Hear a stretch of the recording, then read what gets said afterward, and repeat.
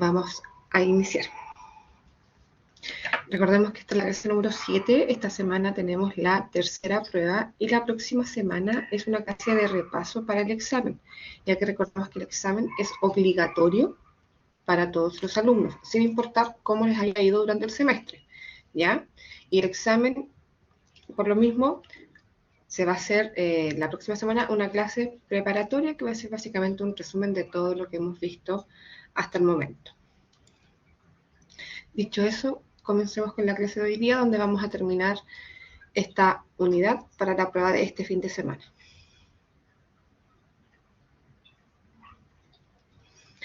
Recordemos que en esta última prueba entra magnetismo y sistemas de potencia eléctrica. Y vimos en magnetismo que la fuerza magnética, o sea, la fuerza que va a tener una partícula debido a un campo magnético en el cual se encuentra, va a ser Q de B cruz B, o sea, de la velocidad por el producto cruz del campo magnético en el cual se encuentra. Y si lo vemos en forma delta de magnitud, ya que de forma escalar, sería la carga por el módulo de B, por el módulo del campo, por el seno de teta, donde teta sería el ángulo entre el campo y la velocidad de mi partícula. Ahora, si yo ya no tengo una partícula, sino que si tengo un segmento continuo, es decir, un cable por el cual circula una corriente, por lo tanto ya no tengo una sola partícula, sino que tengo una distribución continua de partículas que están avanzando, y tengo un campo magnético cerca de este, vamos a ver que también se va a ver afectado por una fuerza magnética debido al campo magnético que nosotros vamos a tener aquí detrás, ya sea que vaya entrando o saliendo. Y nosotros lo íbamos a poder calcular como la fuerza de I por el elemento de longitud, por el producto cruz del campo magnético, por el seno de teta, donde el elemento de longitud es el largo de nuestro cable y siempre va a tener la misma dirección que la corriente. Y el campo magnético generalmente nos lo van a dar. Y también, como es un producto cruz, lo podemos ver de forma escalar, siendo la magnitud, que va a ser la corriente por el largo, por el campo, por el seno de teta, donde este teta va a ser el ángulo entre nuestra longitud y nuestro campo magnético, ¿cierto? Que va a ser la dirección de la corriente básicamente. Le hicimos un par de ejercicios de eso.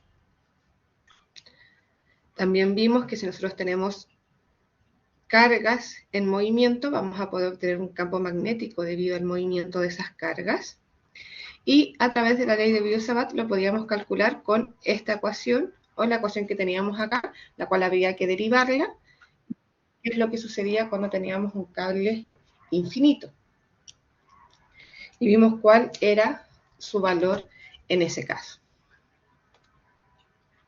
Y también vimos la ley de Ampère, que ya no era una partícula, sino que teníamos una distribución continua de carga y nos decían que la integral cerrada del campo punto ds siempre iba a ser mu sub 0 por I, ¿cierto? Donde mu sub 0 es una constante, que es la permitividad magnética en el vacío, que nosotros ya conocemos.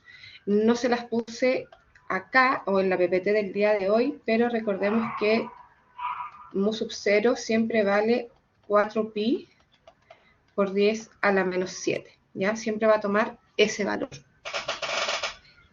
Y usar la ley de Ampère, nos permitía calcular el campo magnético para distintas distribuciones. Por ejemplo, para un alambre infinito, ya sabemos que la magnitud de la ley del campo magnético va a ser mu sub 0i partido por 2pi a, donde a va a ser en realidad el radio, que va a ser la distancia desde el cable o desde donde yo estoy midiendo mi corriente al punto donde quiero medir mi campo magnético. Hicimos también varios ejercicios de eso y hasta acá quedamos en la clase pasada básicamente, ¿cierto?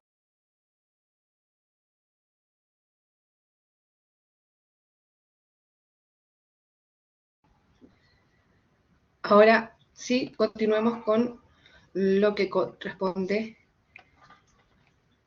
para el día de hoy. Vamos a ver flujo magnético. flujo magnético se denota por phi, que sería este O con una rayita al medio, y va a ser la cantidad de flujo magnético que pase por una determinada cantidad de área, ya que el flujo siempre va a ser más o menos la misma definición. Ahora, como es magnético, es el flujo debido al magnetismo. Por lo tanto, va a ser B por la diferencial de área por coseno de teta, donde teta va a ser el ángulo entre mi diferencial de área y mi campo magnético. ¿Ya? La diferencial de área siempre sale normal a la superficie, por lo tanto vamos a ver hacia dónde está, y en este caso, por ejemplo, el campo magnético también sale perpendicular a la superficie, por lo tanto, coseno de teta sería 1, y nos quedaría que el flujo sería B por la diferencial de área de mi sistema, que va a depender del sistema con el cual yo esté trabajando. El flujo se mide en Webers, que es Tesla por metros cuadrados básicamente, pero se denota por WB, que es la nomenclatura que nosotros generalmente usamos. ¿Ya?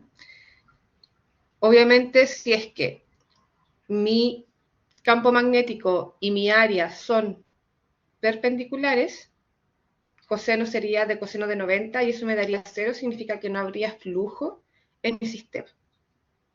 Por lo tanto, puede ser en algún momento que el flujo sea 0.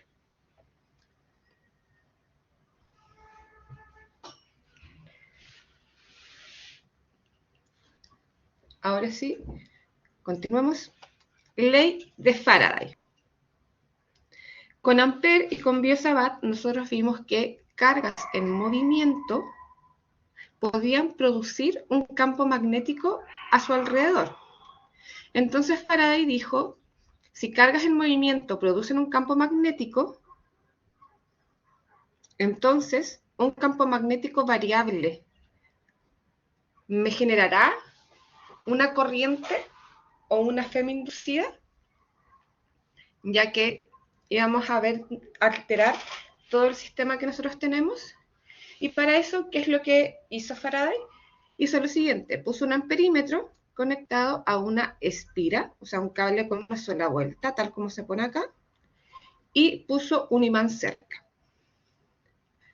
Si el imán se movía hacia la espira, ¿cierto? Podíamos ver que el amperímetro registraba una corriente positiva, acercando nuestro imán. Después, Faraday mantuvo quieto el imán.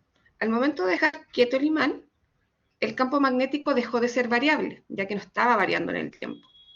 Y ahí vimos que la corriente era 0. Y después se alejó el imán de la espira.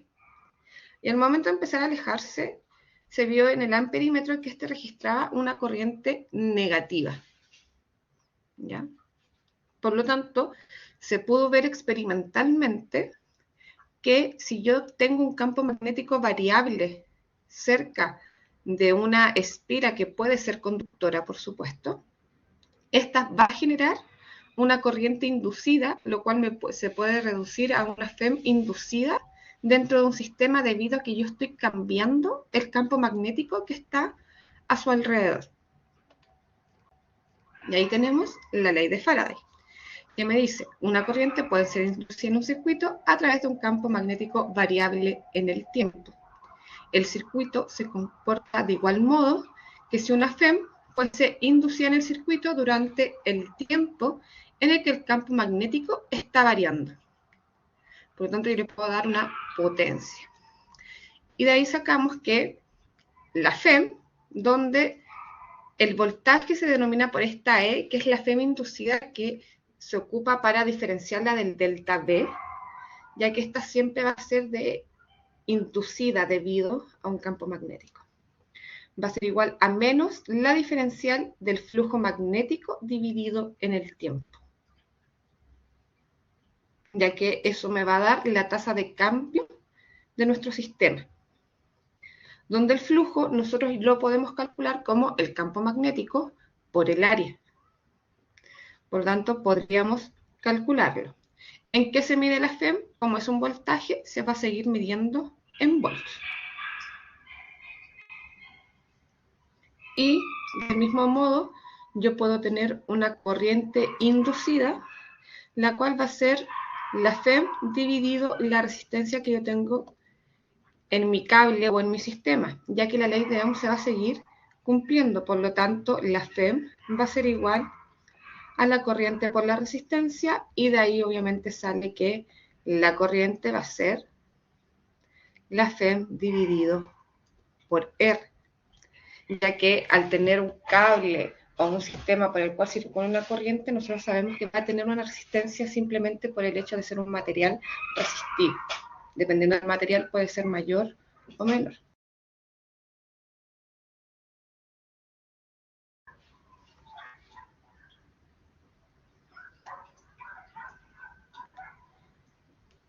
Y bueno, aquí en realidad esta diapositiva es más que nada para la ley de Lenz, en donde nos indica el signo negativo del flujo, o sea, de la FEM inducida, ya que la corriente inducida en una espira es en la dirección tal que crea un campo magnético opuesto a la dirección del flujo. Por eso si yo lo muevo hacia la derecha, creo una corriente derecha negativa, y hacia la izquierda una corriente positiva, ya que va en dirección contraria. Dicho eso, veamos un par de ejercicios de inducción. Como ustedes ya saben, nos vamos a cambiar de plataforma. Denme un segundo.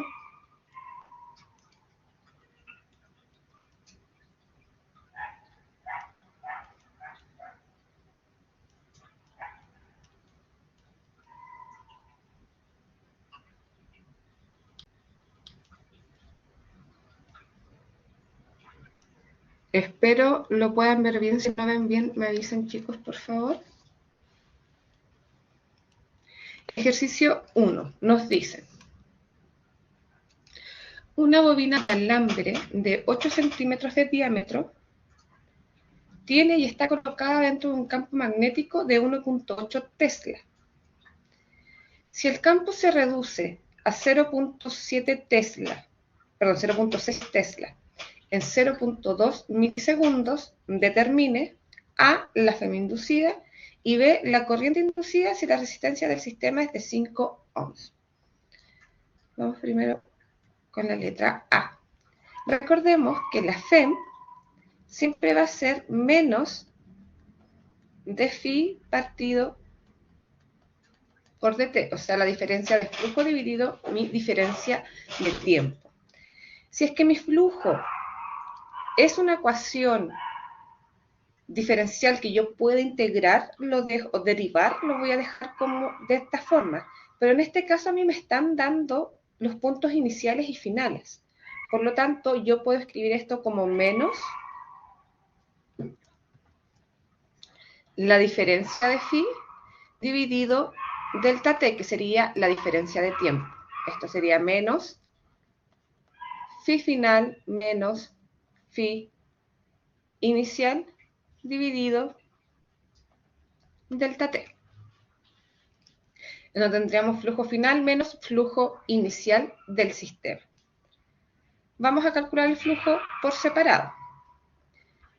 La ecuación de flujo, como vimos hace un par de minutos, partamos con el flujo inicial, va a ser B inicial por el área, ¿cierto? En este caso, se asume que está colocado dentro, por lo tanto, el ángulo entre los dos son paralelos, así que no habría ningún tipo de problema y nos queda simplemente el campo por el área, ya que sería coseno de 0 y eso sería BI por A. Eso sería nuestro campo inicial por el área del sistema. Eso sería el campo inicial por pi r cuadrado. Ya que como es una bobina de alambre y nos están dando un diámetro, nosotros sabemos ya que va a ser circular. Eso sería 1.8 por 3,14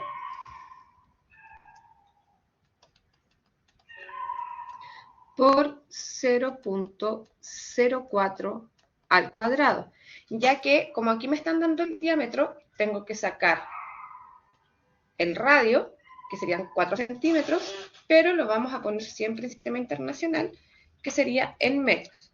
Eso me da que el flujo inicial sería denme un momentito,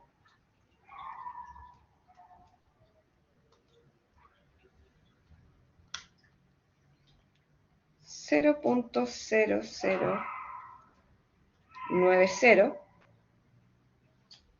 Weber, ¿ya?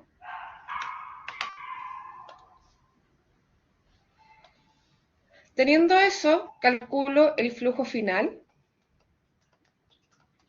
Esto sería el flujo final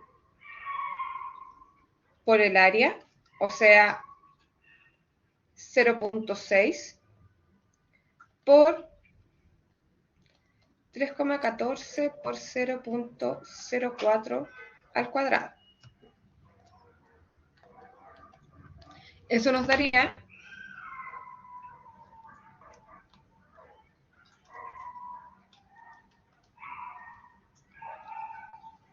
0.00330 Weber. Y de esa forma ya tenemos los dos flujos que necesitamos. La diferencia de tiempo me la dan en el enunciado, por lo tanto podemos calcular directamente la FEM inducida, que sería menos el flujo final, 0.003 menos 0.009, disculpen, dividido 2 milisegundos, que serían 0.002. ¿Eso cuánto nos daría?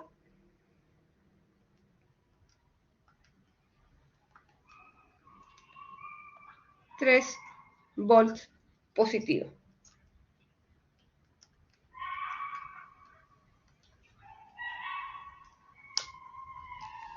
Ya que como la diferencia es negativa, con el otro menos se me elimina y con eso ya tengo la FEM inducida de mi sistema.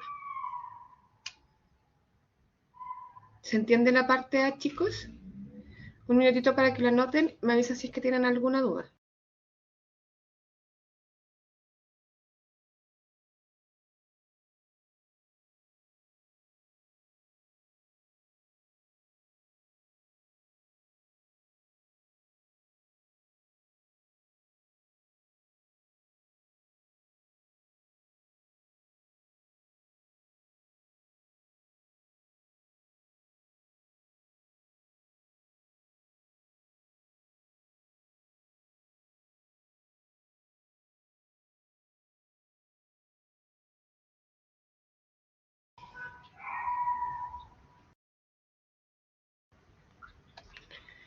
Bueno, asumo que no hay dudas, chicos. Sí, ahí está.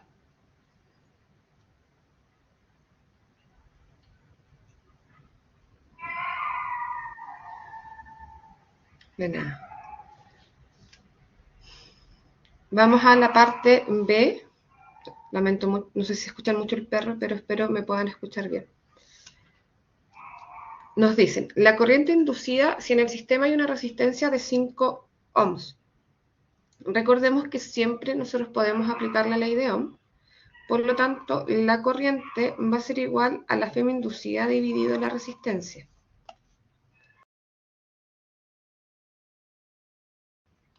Eso nos daría 3 dividido 5, lo cual serían 0.6 amperes, que sería la corriente dentro de ese sistema. Y ahí nos queda todo en una plana el mismo ejercicio. Un minutito para lo que terminen de anotar y me avisan si tienen dudas o consultas.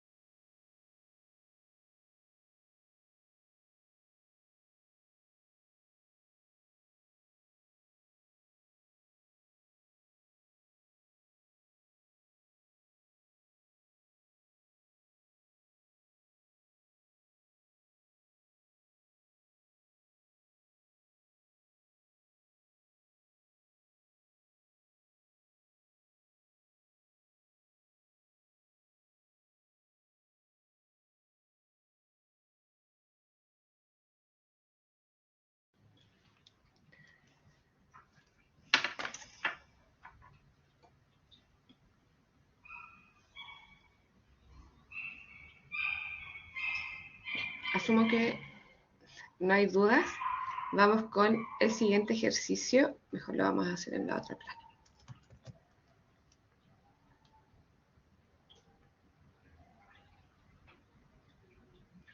Dice así: una bobina cuadrada con un área de 0.044 metros cuadrados es colocada de modo que su plano sea perpendicular a un campo B constante de 4 militesla.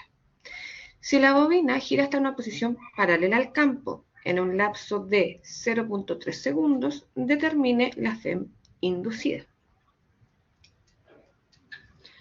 Entonces, nuevamente, la FEM va a ser igual a menos delta phi partido por delta t, o sea, menos phi final menos phi inicial delta t. Necesitamos calcular el flujo tanto inicial como final dentro de nuestro sistema. Entonces, el flujo inicial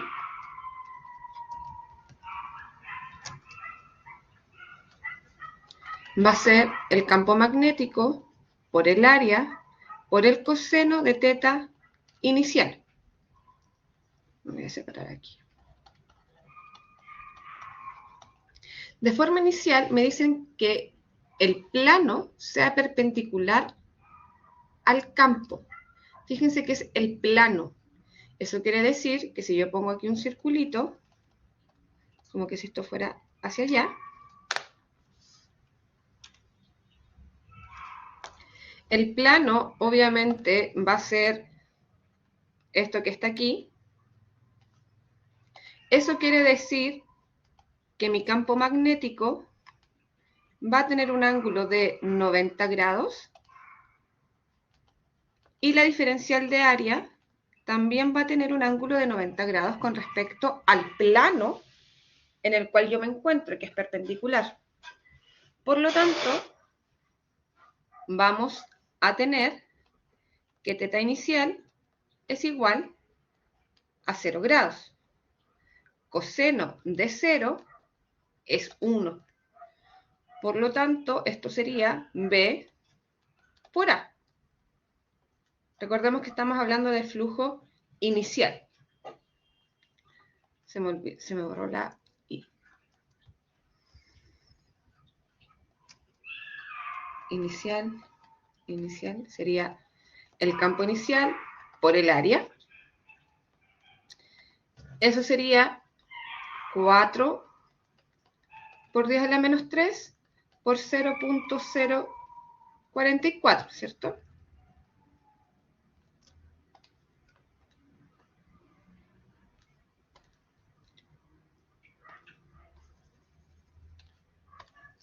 Esto sería 4 por 10 a la menos 3 por 0.044, teniendo un flujo inicial de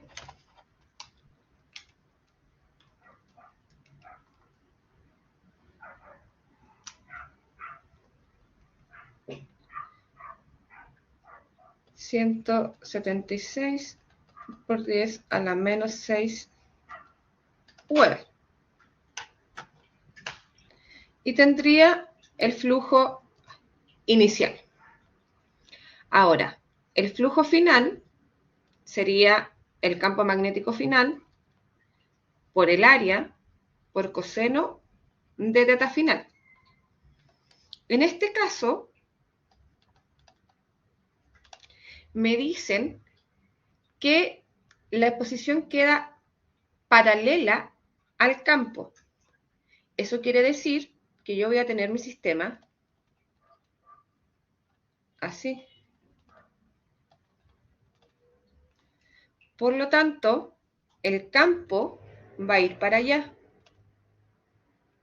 B. Pero mi área va a ir para acá, formando un ángulo de 90 grados entre ellos. Por lo tanto, phi final va a ser de 90 grados. Coseno de 90 es 0. Por lo tanto, el flujo final es efectivamente 0.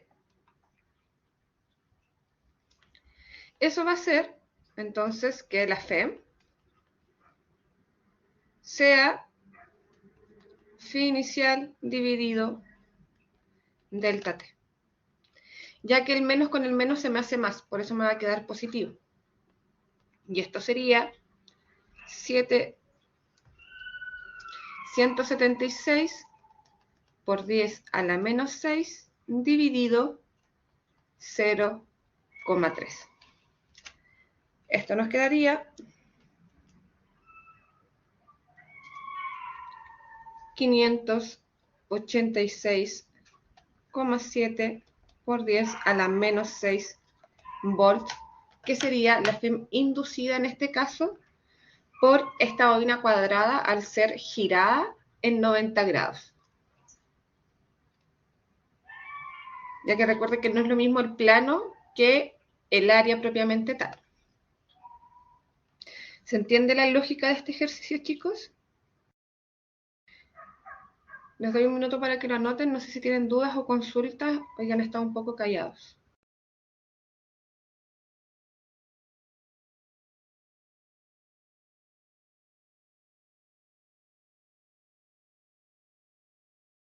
Perfecto, muchas gracias, Ian.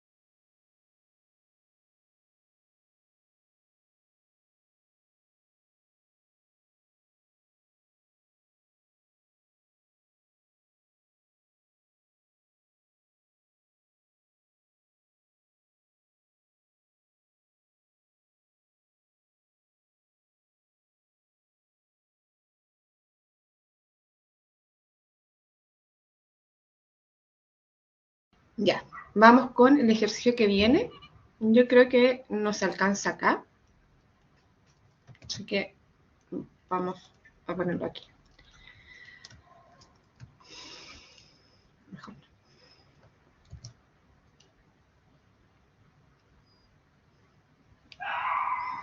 Mejor que quede más ordenado, ya. Nos dice, una espira rectangular de 5 centímetros de ancho y 2 centímetros de alto se somete a un campo magnético variable de 2,5 Tesla por coseno de 5T.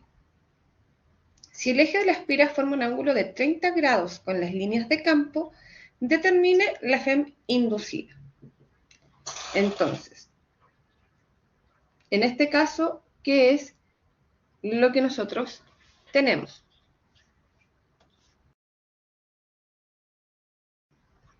Nuevamente, tenemos que la FEM es de phi por dt. Por lo tanto, vamos a sacar primero el flujo. El flujo sería B por A coseno de teta, en donde, si lo anotamos directamente, esto sería el flujo 2,5 por el coseno de 5t por el área. En este caso me dicen que es una espira rectangular, por lo tanto sería el área de un rectángulo, que es lado por lado, 0,05 por 0,02.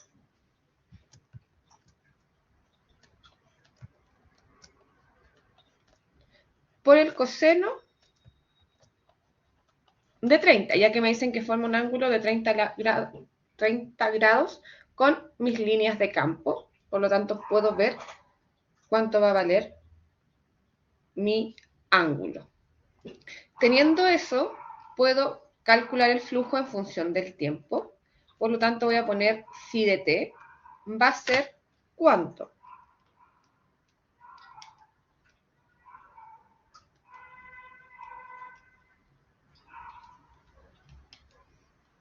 Esto sería 0.0002165, lo que sería igual a 2.165 por 10 a la menos 3 Weber.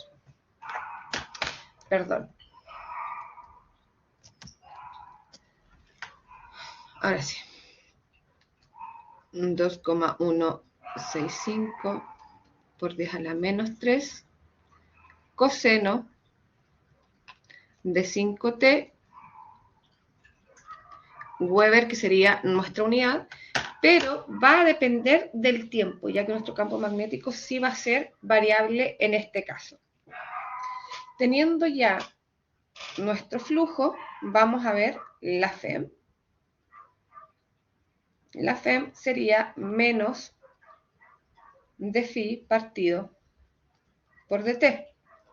Eso sería menos la diferencial o la derivada de mi flujo, 2.165 por 10 a la menos 3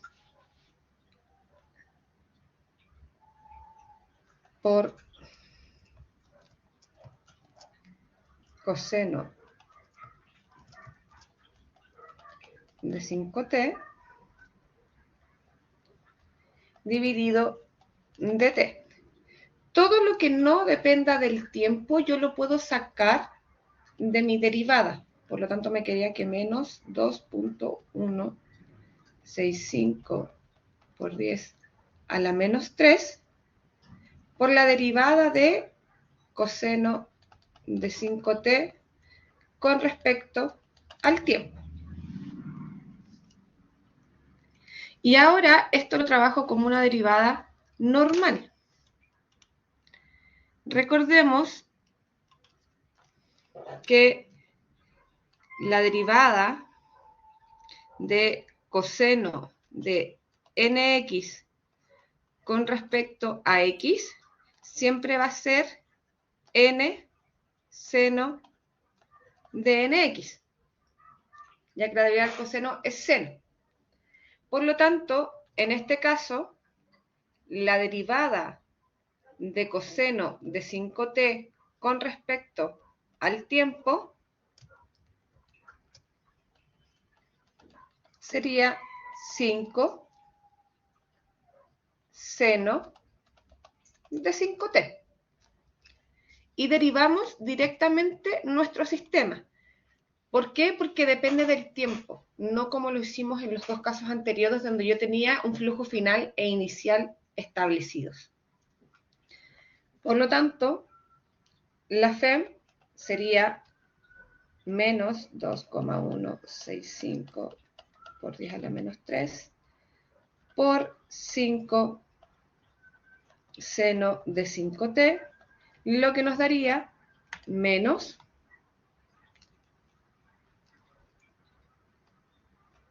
10,8 por 10 a la menos 3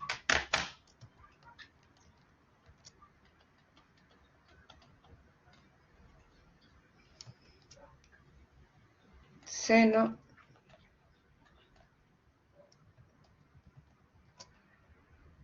de 5t. Y ahí tendríamos nuestra FEM inducida, pero sí o sí en función del tiempo, ya que el campo magnético va a ir variando también en el tiempo. Nosotros no vamos a hacer más derivadas que no sean seno o coseno, ya que todas nuestras funciones van a ser periódicas generalmente, como la función del seno o el coseno. Un minuto para que lo anoten y no sé si hay alguna duda o consulta antes de continuar con la materia. ¿Siguen? Profe, ¿cómo llegó al 2.16 por 10 a la menos 3? Que no me da en la calculadora. 2,5 por 0,05 por 0,02 por coseno de 30.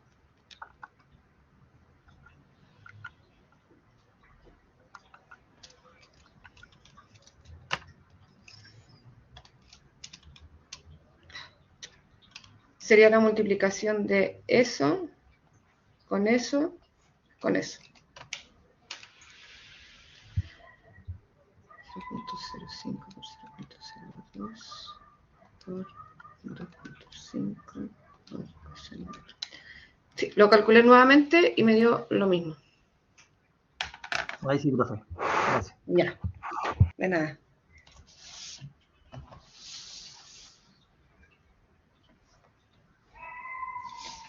Obviamente las geometrías con las que vamos a trabajar nosotros las áreas son ya sea espiras rectangulares o circulares, como tubulares, por lo tanto va a ser de un rectángulo, de un cuadrado o de un círculo. Por lo tanto son áreas que nosotros vamos a manejar por si acaso.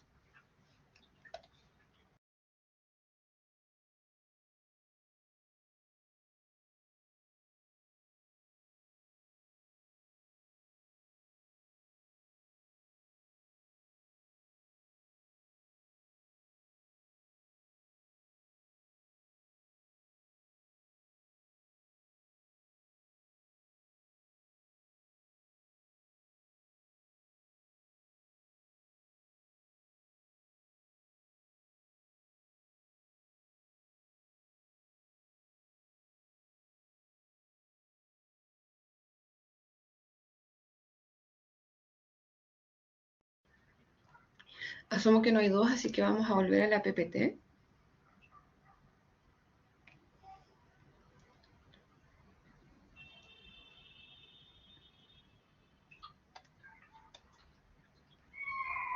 Si es que me deja, espérenme un poquito.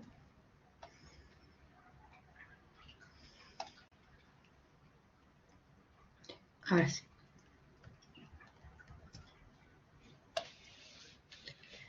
Y ahora vamos a ver un poco, solo en teoría.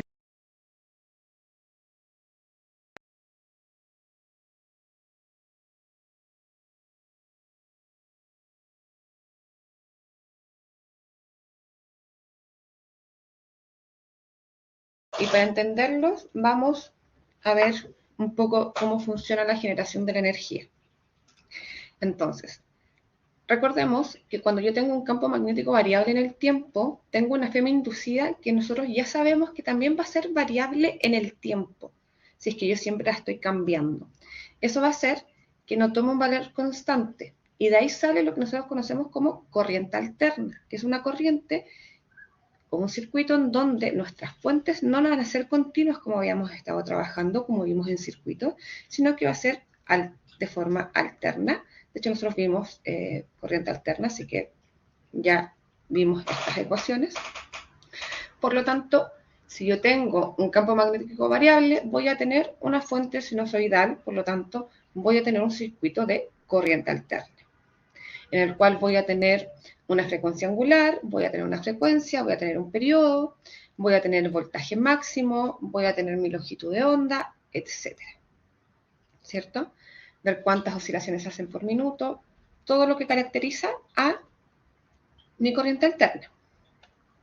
Teniendo mi corriente en función del tiempo, que va a ser mi corriente máxima por el seno de omega t, y mi potencia, que va a estar en función del tiempo, o mi potencia promedio, que va a ser con respecto a mi corriente promedio al cuadrado, ¿cierto? O mi corriente RMS, que es como nosotros le llamamos anteriormente, que va a ser la corriente promedio dentro de mi sistema, que se va a calcular como la corriente máxima dividido por la raíz de 2.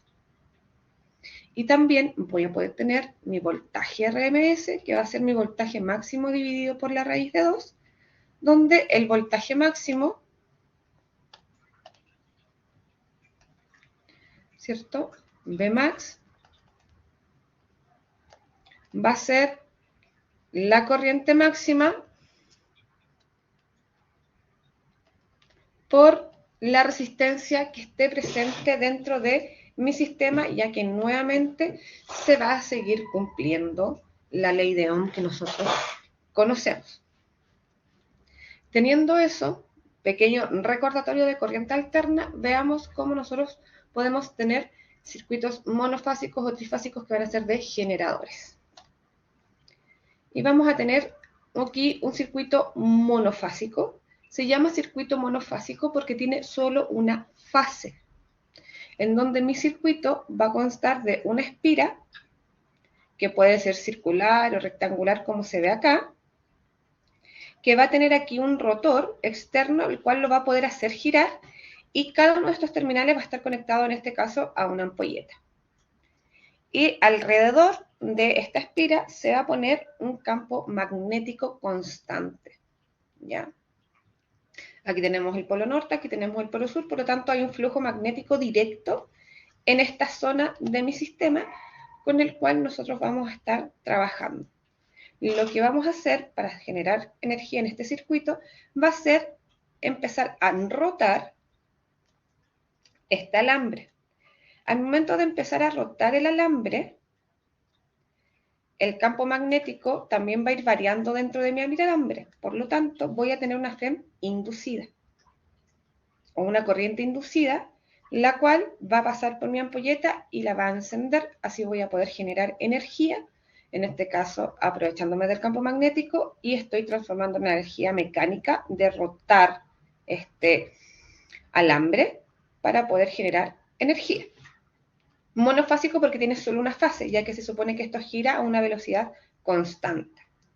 Por lo tanto, nosotros siempre en este tipo de circuitos vamos a tener, como se ve aquí abajo, un rotor y un estator. El estator es el que se queda fijo y el rotor es el que se mueve. Podemos tener dos casos. Uno, que el rotor sea el alambre, como es la figura que tenemos arriba, y el estator sea nuestro campo magnético que se queda fijo. O podemos tener la segunda opción, que es el que está aquí abajo, que en el estator es donde yo voy a tener mi cable enrollado, básicamente, mi espira, y al medio, en el rotor, voy a tener un imán, por lo que yo voy rotando, por lo tanto lo que voy a cambiar ahora va a ser mi campo magnético, no la diferencial de área. Y eso también va a generar el mismo efecto. Puede ser de cualquiera de las dos maneras. Pero en un circuito monofásico va a funcionar siempre de esta forma. Donde vamos a llegar a un punto máximo, va a empezar a decaer, mínimo y así sucesivamente. Y si lo vemos en forma de un circuito va a ser de esta manera. Vamos a tener una fase única y una frecuencia única, que va a ser la cantidad de vueltas o oscilaciones que hace por minuto o por segundo, ¿cierto? Eso obviamente va a depender de lo que nosotros queramos realizar con el sistema, ya que hay dos imágenes donde se muestra nuevamente qué es lo que estamos haciendo en este tipo de circuitos, para así poder generar energía o potencia, dependiendo de cómo lo quieran ver.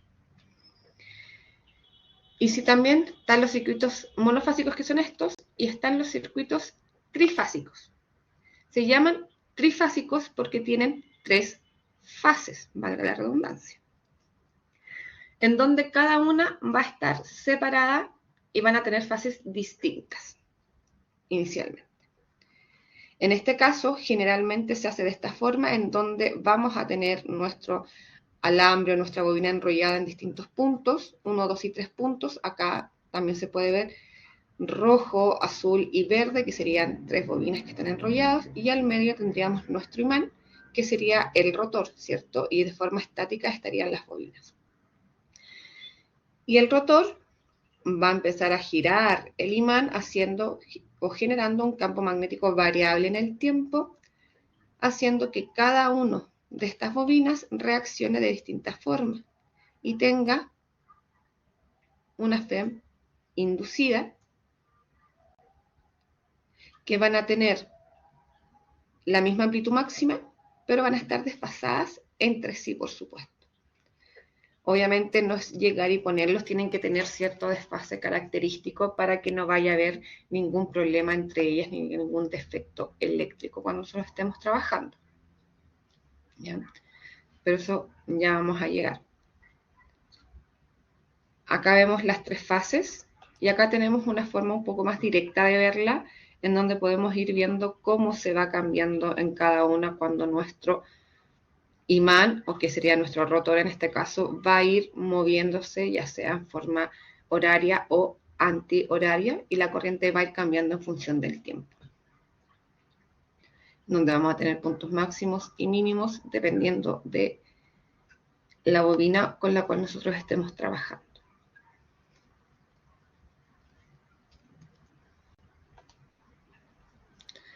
Ahora, cuando nosotros trabajamos en circuitos trifásicos para la generación de energía y que nuestro sistema sea estable, vamos a trabajar siempre con un sistema equilibrado. Eso es de suma importancia para que no vayamos a generar ningún problema dentro de nuestros equipos. Muchas veces si alguno de ustedes en algún momento ha abierto algún generador, puede ver que si yo muevo algo un poquito, después puede echarse a perder o quemar todo un sistema. Así que es importante que este esté equilibrado. ¿Qué significa que esté equilibrado? Significa que vamos a tener una fase única, una frecuencia única y una amplitud única. Eso quiere decir que la corriente máxima para los tres va a ser exactamente la misma y también la frecuencia va a ser la misma, por lo tanto van a oscilar de la misma forma, ya que si tuvieran frecuencias distintas podrían generar resonancias constructivas o destructivas, haciendo que hayan problemas en algún momento. Por lo tanto, siempre vamos a tener una frecuencia y fase única. Ahora, van a estar obviamente desfasadas entre sí y vamos a ver que el voltaje de 1, de 2 y de 3 va a ser básicamente el mismo, en donde vamos a tener que va a ser el voltaje máximo de 1 por el coseno de omega t más phi 1, que sería el desfase. Delta V en este caso serían 120 volts, como se ve acá. Y el desfase, para que nuestro sistema sea equilibrado, tiene que ser de 120 grados cada una, para que estén equidistantes entre sí. Por lo tanto, vamos a tener 120 grados entre ellas. Si tomamos los tres, nos dan los 360 grados, que sería nuestro círculo. Nosotros siempre desde ahora en adelante vamos a trabajar con circuitos trifásicos que estén equilibrados.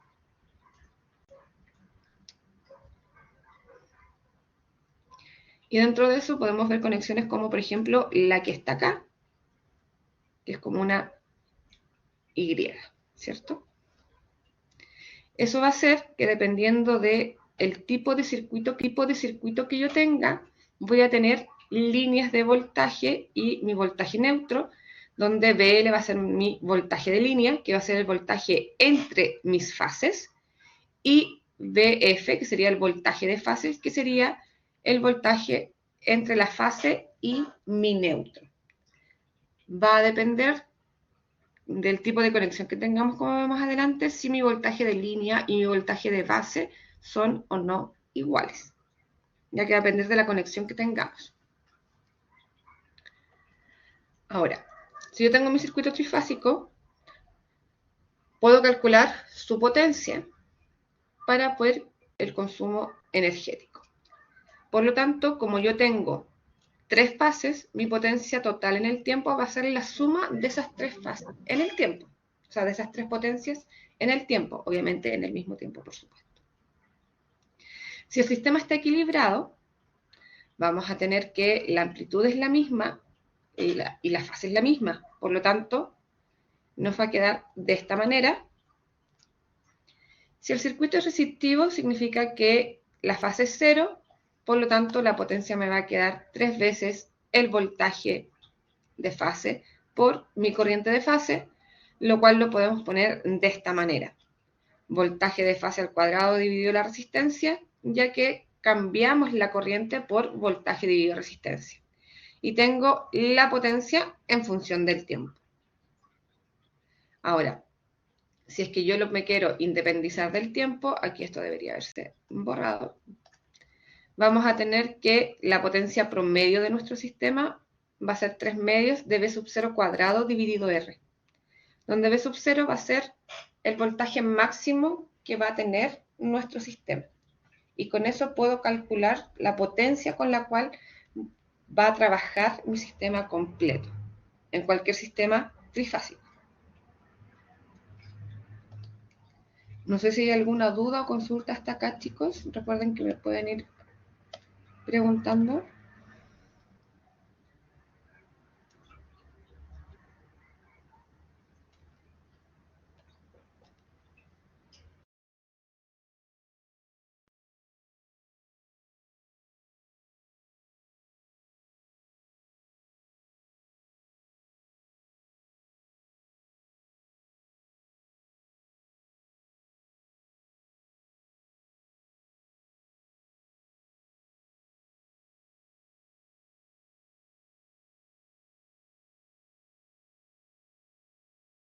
Pero recordando que esto es bastante genérico, ¿ya? Por lo tanto, la forma en la que se hace en Chile es básicamente la forma en la que se hace en las mayorías o en la mayor parte del mundo, ¿ya? Por si acaso. Entonces, en un sistema eléctrico de potencia es como transmitimos la potencia eléctrica básicamente a lo largo de todo Chile. Y en un sistema eléctrico de potencia vamos a tener tres grandes partes. El sistema eléctrico se conforma de la generación, la transmisión y la distribución de la energía eléctrica. Estos tres entes, si bien funcionan conectados, ya que una vez que yo genero, necesito mi línea de transmisión para poder transmitir esa energía a donde yo quiero, y después que yo la transmito desde la planta hasta la ciudad, necesito una línea de distribución que me distribuya dicha energía. Estos tres entes, si bien dependen uno del otro, en este caso por la legislación chilena, son entes que trabajan de forma separada. ¿Qué quiere decir? El dueño de las empresas generadoras no puede ser dueño de las empresas de transmisión o distribución y viceversa, ¿ya? Puesto que tienen que ser tres entes por separado para que no vaya a fallar todo el mismo sistema.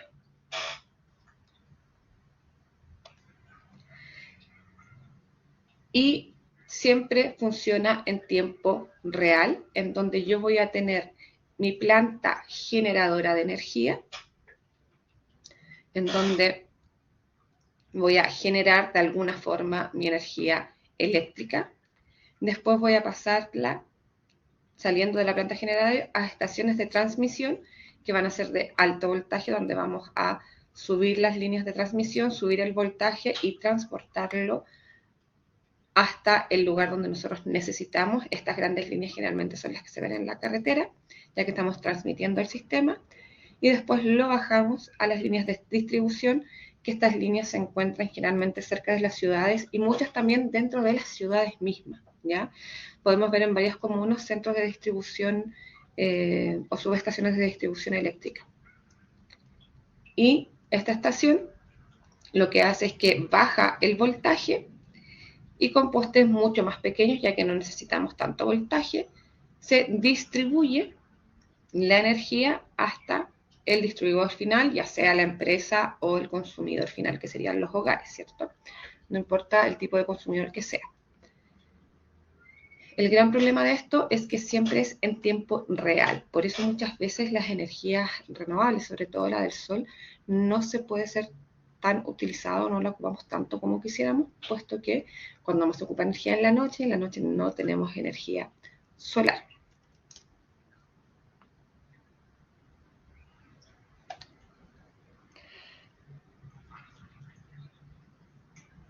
Ahora, dentro de esto vamos a ver generación, transmisión y distribución. Para la generación, generalmente se ocupan circuitos trifásicos para poder ya sea generar y también transmitir nuestro sistema, ¿ya? O nuestra corriente. Y existen dos grandes tipos de circuito, el de estrella y el de triángulo. El triángulo porque es un triángulo y el de estrella porque parece una estrella básicamente, ¿cierto? En donde tienen diferencias grandes entre sí. Primero, en el de la estrella, tenemos que la carga de la fase se distribuye en cada una de las tres fases. Por lo tanto, se divide. Utiliza 4 cables para completar el circuito. El sistema de distribución es bastante económico en comparación al de triángulo o delta, que también se conoce. ya que tenemos transformadores y potenciadores interruptores de menor costo, ya que generalmente pasa menos voltaje a través de ellos. Y se utiliza generalmente en redes de distribución de baja corriente al inicio, o sea, son los que generalmente nosotros vemos dentro de las ciudades. Y tenemos que el voltaje de línea es raíz de 3 por el voltaje de fase. Por lo tanto, el voltaje de línea es mucho menor que el voltaje de fase. Y en el de triángulo tenemos que toda la carga se concentra en una sola fase, se utilizan solo 3 cables para completar el circuito, pero el sistema de distribución es más caro que el de estrella. Y este generalmente es utilizado en redes de distribución que requieren un alto consumo al inicio, por lo tanto son en las distribuciones donde sacamos la energía y las vamos a transportar en grandes cantidades, y aquí vamos a tener que el voltaje de fase y el voltaje de línea van a ser exactamente iguales, pudiendo tener una mucha mayor potencia en este caso. Por eso se ocupa en el de triángulo, donde se necesita mayor potencia, que sería en la transmisión. En la distribución, donde ya bajamos el voltaje, no es necesario poner algo de ese estilo y se ocupa la configuración de estrella.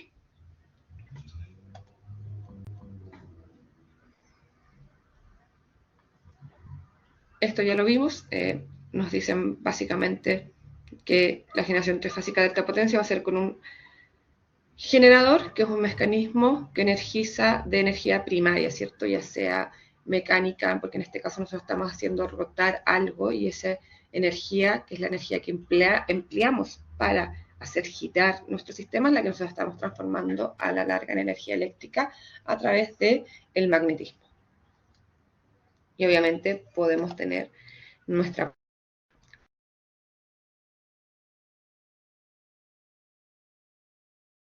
como esto que está acá. Tenemos los generadores, se ven aquí por dentro. El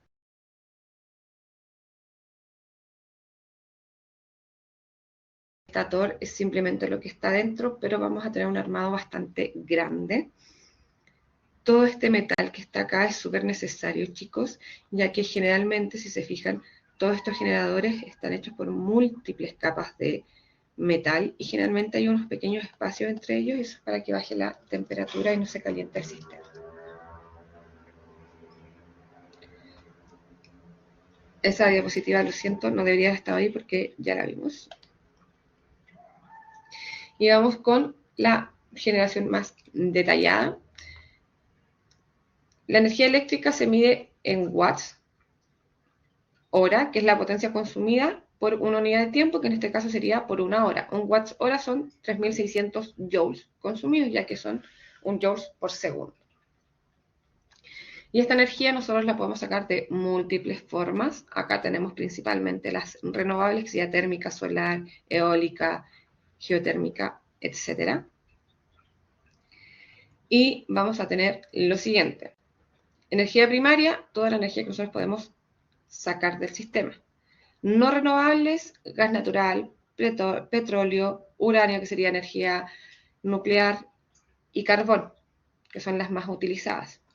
Renovables, las que podemos renovar: solar, eólica, hídrica, biomasa y geotérmica. ¿Cómo funciona esta generación? Vamos a hablar principalmente de las renovables, ya que las no renovables sabemos de mayor forma cómo funcionan. Y tendríamos lo siguiente: una planta de energía térmica. Lo que hacemos es que ocupamos la energía calorífica del agua para producir vapor, que esto gire nuestro rotor y de esa forma se genere energía eléctrica. Por eso siempre tenemos toda esta masa de vapor de agua. Por lo tanto, ¿qué es lo que vamos a hacer? Vamos a calentar nuestra agua en una caldera. Obviamente esto puede ser renovable o no, dependiendo de cómo se calienta esta agua. Y va a pasar por una tubería sin fin, lo que va a hacer que ésta se caliente a tal punto en que la energía sea suficiente para que se evapore, se va a transformar en vapor. El vapor va a llegar a nuestro rotor o nuestro generador, haciendo girar nuestro sistema, lo cual va a producir una corriente alterna, la cual va a llevar a nuestro transformador y a las líneas de transmisión. Ahora, obviamente ese vapor no se pierde, ese vapor vuelve por la misma tubería, o sea, por otra tubería, y llega a este recipiente, que es el condensador, donde el vapor se convierte nuevamente en agua líquida. Y obviamente va a estar caliente, por lo tanto llega a la torre de refrigeración, en donde se le está poniendo continuamente agua fría, se enfría y sale nuevamente el agua fría a nuestro sistema y sigue su circuito. Pues tenemos siempre dos puntos de humo. Uno, bueno, no de humo, ¿cierto? Uno que sería el humo de el carbón o lo que sea que nosotros estemos quemando para poder calentar nuestra agua, y la torre de refrigeración en donde va a salir el vapor de agua que se pierde para poder enfriar todo nuestro sistema. Obviamente ese vapor sale a la atmósfera y generalmente no ocasiona tantos problemas. Pero así básicamente es como sería cualquier planta de energía térmica.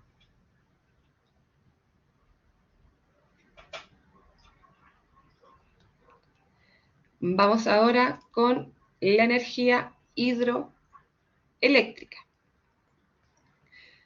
Cuando hablamos de energía hidroeléctrica, generalmente lo que nosotros estamos haciendo es ocupar la energía ya sea del agua, pero generalmente es la energía mecánica del agua, ya que nosotros vamos a poner una boca toma, que es donde vamos a tomar el agua, y vamos a hacerla pasar por un tubo en donde generalmente hay una diferencia de altura notable para que el agua, haciendo uso de la energía potencial, caiga con bastante fuerza hasta mi generador, en donde esta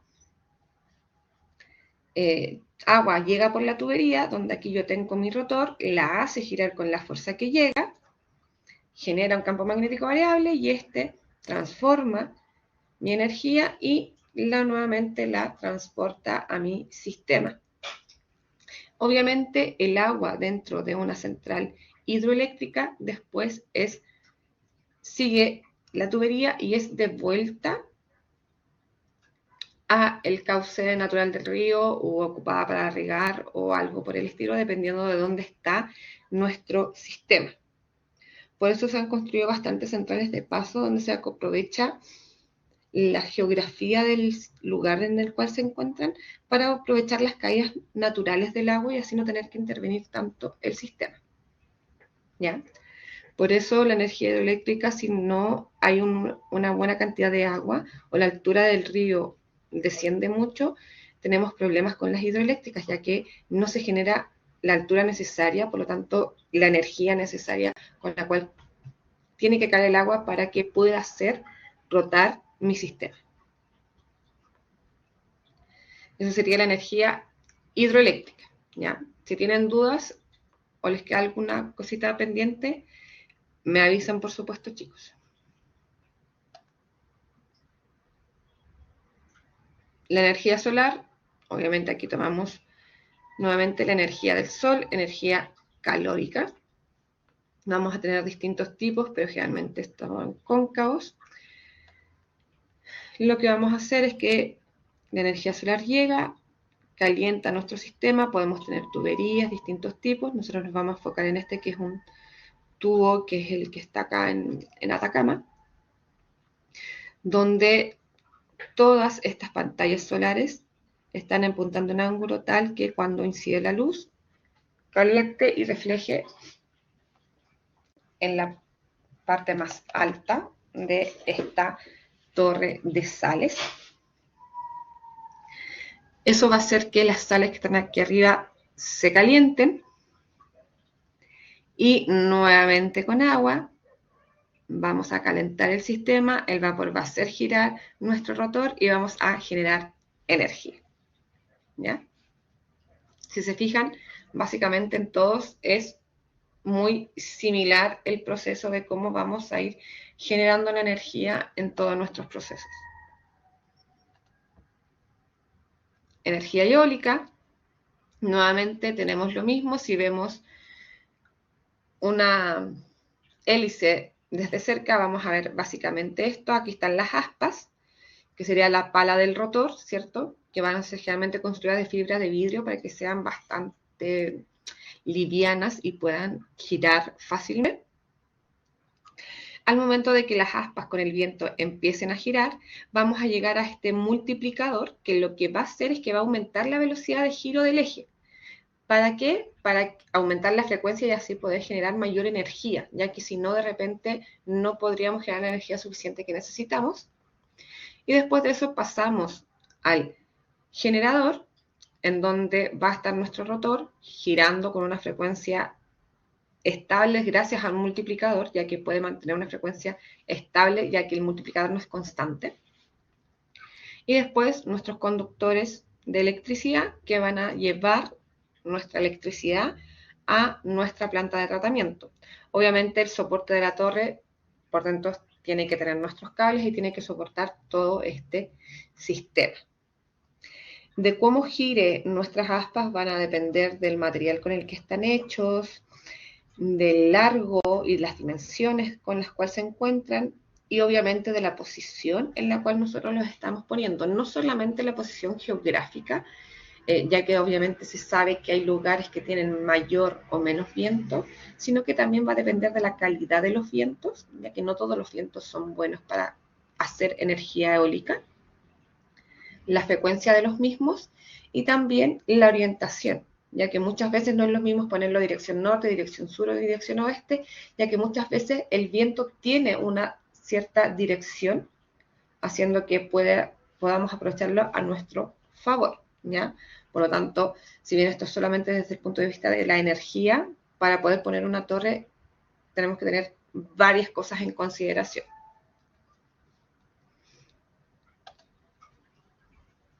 Y por última, que vamos a ver el día de hoy, pero no menos importante, es la energía geotérmica. Esta energía también es renovable. Bueno, salvo la primera, el resto eran todas renovables, ¿cierto? La energía geotérmica lo que hace es ocupar la energía calórica que hay dentro del núcleo de la Tierra, ¿cierto? Nosotros ya sabemos que si empezamos a ir hacia las profundidades, cada vez va a estar más calientito y por lo tanto nosotros lo que vamos a hacer es generar o aprovechar esa temperatura, generalmente cerca de lugares volcánicos. Igual no es necesario que estemos al lado de un volcán, por si acaso. Lo que vamos a hacer es nuevamente con agua, ¿cierto? ¿Por qué siempre se ocupa agua? Porque es lo más barato, más accesible y mayor cantidad que nosotros tenemos dentro del planeta. ¿Se podría hacer con cualquier otro líquido? Por supuesto que sí, pero ninguno es tan barato como el agua. Por eso siempre se ocupa agua por si acaso. Donde vamos a calentar esa agua va a llegar a un punto de ebullición, el vapor va a subir, va a hacer girar nuestro rotor, haciendo que el generador genere energía y después ese vapor de agua va a ser traspasado a un condensador para que se condense y vaya nuevamente a una torre de enfriamiento y vuelva a su ciclo y vuelva a calentar el agua y volvamos a generar más vapor.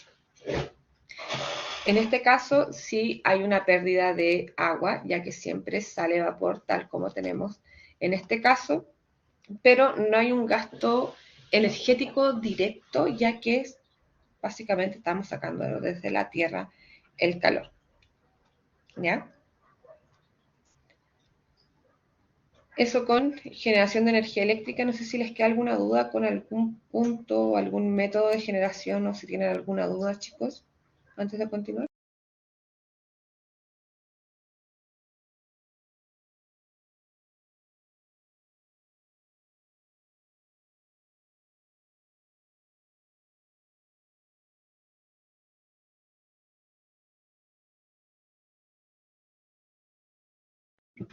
Todo claro por mientras, profe. Gracias.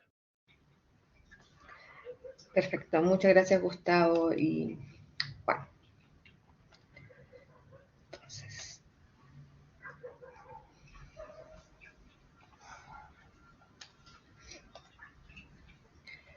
Ahora, si nos enfocamos en Chile, nosotros, ¿qué tenemos?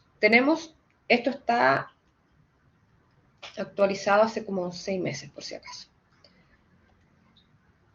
Tenemos 764 centrales generadoras de energía, ¿ya? 1.133 subestaciones y unas líneas de transmisión de 1.043 líneas de transmisión. Estas líneas obviamente van modificándose. No sé si tienen alguna duda, chicos.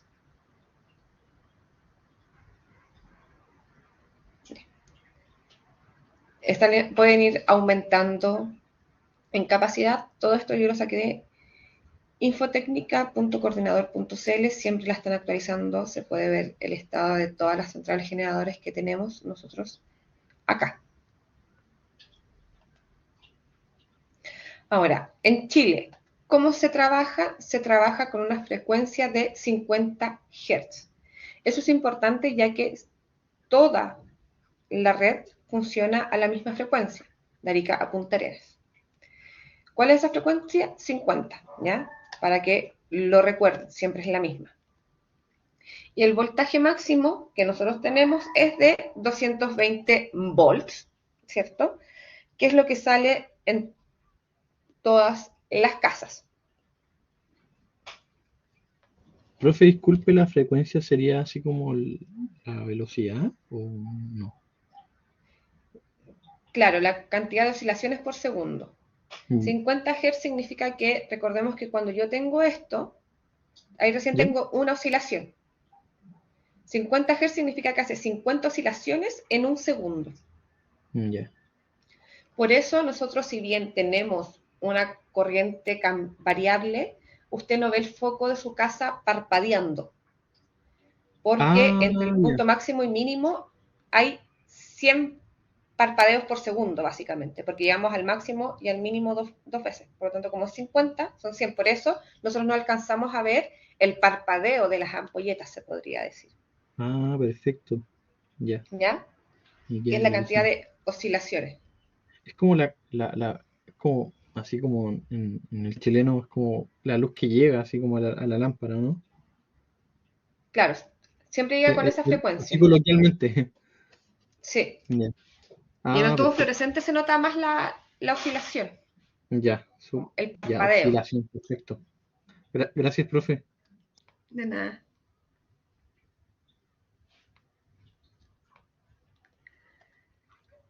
Ahora, no en todas partes se trabaja con la misma frecuencia y el mismo voltaje máximo. En este caso, aquí estamos viéndolo a nivel mundial, todas las zonas azules tienen el mismo sistema que nosotros. El voltaje máximo va a ser de 220 volts y la frecuencia con la que trabajan es de 50 Hz. Ahora, todos los países en rojito trabajan con un sistema distinto, que sería el voltaje de 110 volts. Eso hace que obviamente la corriente que pase por los aparatos sea distinta. Por eso muchas veces un aparato electrónico que venga de Estados Unidos no lo puedo conectar directamente en la red acá en Chile porque se puede echar a perder. No así, por ejemplo, que venga de Francia, porque allá también ocupan 220 volts, por lo tanto no vamos a tener una diferencia. Y hay que comprar transformadores para ciertos elementos, ¿ya? Veamos eso con un ejemplo muy cortito, lo vamos a hacer aquí mismo porque no tiene mucho sentido que me cambie de diapositiva. Nos dice, un aparato de 5 kilo ohms, o sea, la resistencia interna que tiene el aparato, está fabricada para funcionar a 110 volts. Determine la corriente que circula cuando se conecta a la tensión nominal, o sea, para la cual fue fabricada, y cuando se conecta a un voltaje de 220 volts, como es el que nosotros tenemos aquí en Chile. Recordemos que delta V es igual a R por I, por lo tanto, I es igual a delta V por R. Por lo tanto, I1 serían los 110 volts dividido por los 5000 ohm, que sería mi resistencia interna. Eso me daría 22 miliamperes, que sería la corriente total que circula por mi sistema. O sea, la cantidad de partículas cargadas que pasan por segundo, ¿cierto? Y mi corriente 2, que sería si yo lo conecto ya acá en Chile, serían 220 dividido 5000. Eso sería 44 miliamperes. Eso quiere decir que trabajaría con una corriente que es el doble a la cual está acostumbrada a funcionar o para la cual está construida. Por eso se nos queman nuestros aparatos, ya que se calientan porque la cantidad de carga es mayor a la cual ellos están diseñados. Eso hace que aumente la temperatura y se queme. ¿Ya? Por eso tenemos problemas muchas veces cuando tenemos aparatos del exterior, sobre todo de Estados Unidos, ya que si viene de Europa, generalmente como ocupan el mismo voltaje, no tenemos problemas. Un segundito para que lo noten y continúo con las diapositivas que...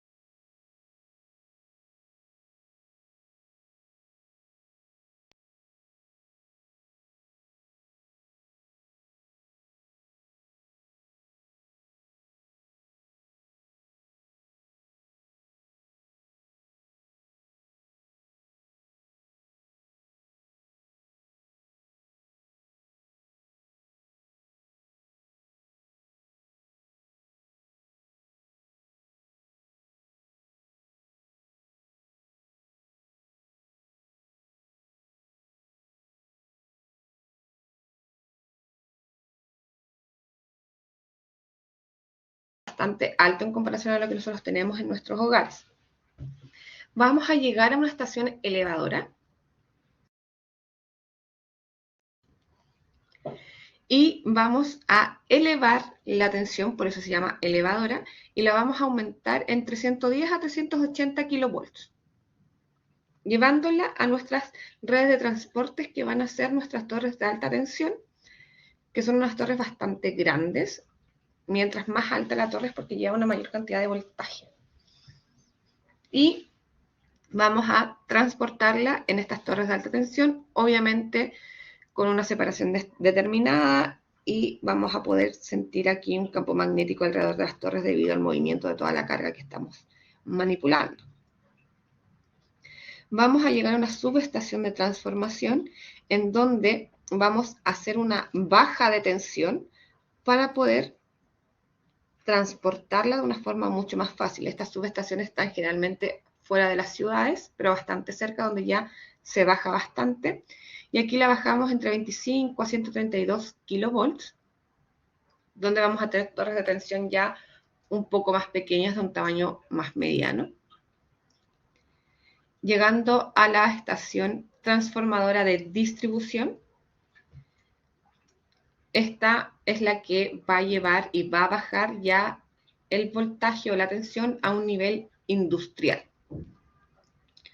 Va a pasar todo eso a los clientes industriales que trabajan con 30 kilovolts, que sería la tensión entre 3 y 30 kilovolts, que serían las grandes empresas, obviamente industrias. Y después una estación de transformación donde vamos a seguir bajando el voltaje, que va a llegar a los 220 volts, y ahí lo va a distribuir directamente al cliente residencial, que serían las ciudades. Esto obviamente todo en tiempo real, ya puesto que la energía nosotros no la estamos almacenando.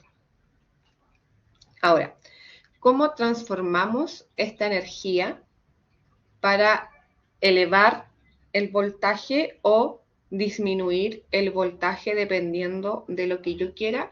Bueno, para eso vamos a ocupar transformadores.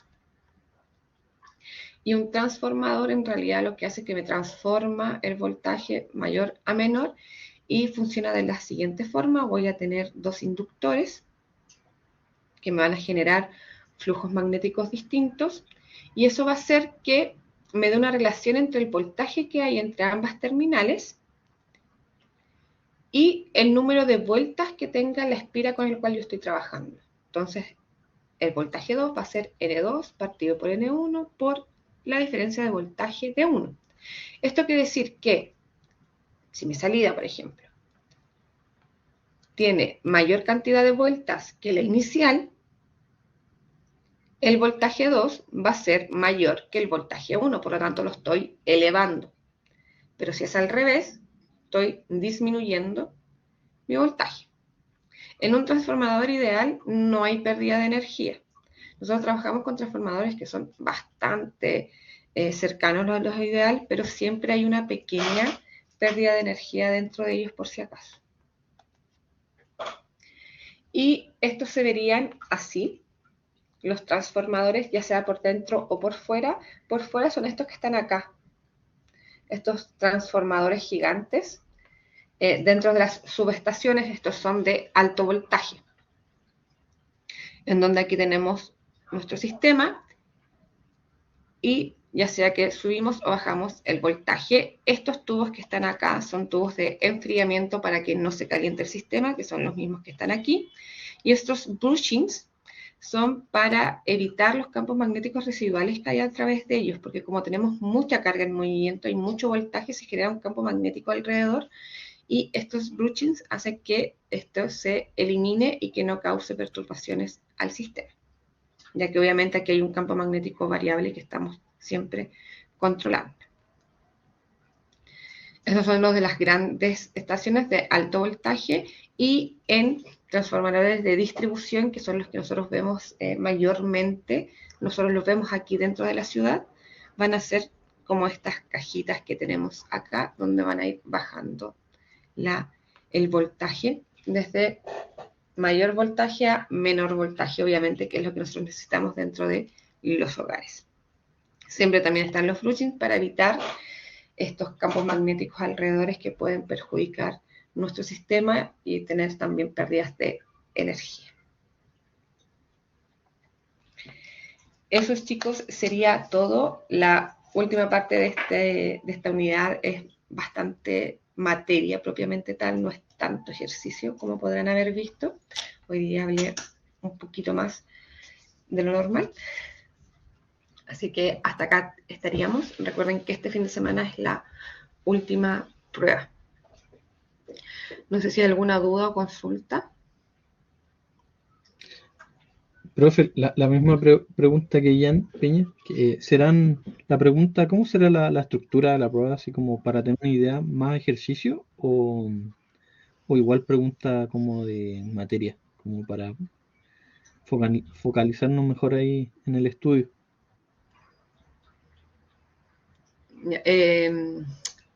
Ian, no. Juan, también levantaste la mano. ¿Ibas a preguntar lo mismo que preguntó Gustavo, Ian y Natalia? ¿Y Natalie? No, profe, era para consultarle por la prueba, la número 2, tengo dudas con una pregunta. La de desarrollo, Ya. si tiene la pauta para revisarla. ¿Y no te juntaron la pauta junto con las observaciones? No, me dicen solamente las observaciones. Ya, espera un poquito. Para el resto, disculpen la interrupción, la prueba esta prueba es distinta a las pruebas anteriores, ¿ya? Tiene 10 preguntas y son todas de alternativa. En este caso, sí se pregunta materia porque la mitad de la unidad es básicamente teoría. Por lo tanto, no hay muchas preguntas que les tengamos que hacer, sino que tienen que saber de la teoría, de cómo funcionan las estaciones de distribución, cuál es la frecuencia nominal en Chile, etc. ¿Ya? Cuáles son los componentes de una red de distribución o de un sistema de distribución en este caso, pero sí entra materia, ¿ya? Por lo tanto, tienen que ver los documentos que están, más todo lo que les dije yo el día de hoy. Ya, perfecto. Muchas gracias, profe. De nada, Gustavo. No sé si con eso también a Ian y a Natalie les queda claro, ya que era la misma pregunta por lo que entendí.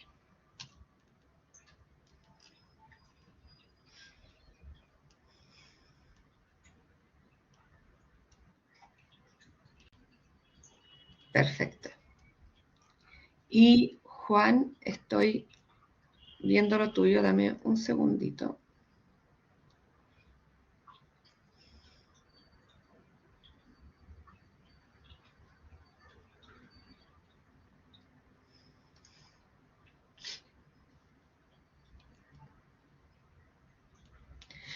Me parece que está la pauta compartida contigo en los comentarios, Juan. Si no, mándame un correíto y yo te la puedo adjuntar para que la revises, ¿ya? Ahí Pero está, en los profe, no, comentarios, fue un error mío. No, que la estaba viendo en el celular en la tarde y no había entrado al computador. Pero ahí la vi la pauta. claro, pero ahí podemos ver cuál era el error. Mm, ¿Ya? Igual si te siguen quedando dudas, me escribes y yo te las puedo resolver, no hay ningún problema. Pero así para saber bien puntual qué es lo que, cuál sería el error. ya, profe. Muchas gracias. ¿Ya? Perfecto. Recordarles nuevamente, chicos, que la próxima semana tenemos clases y es la clase de repaso antes del examen, ya que el examen es obligatorio para todos. Dicho eso, que tengan muy buen fin de semana y nos vemos el próximo jueves. Gracias, profe.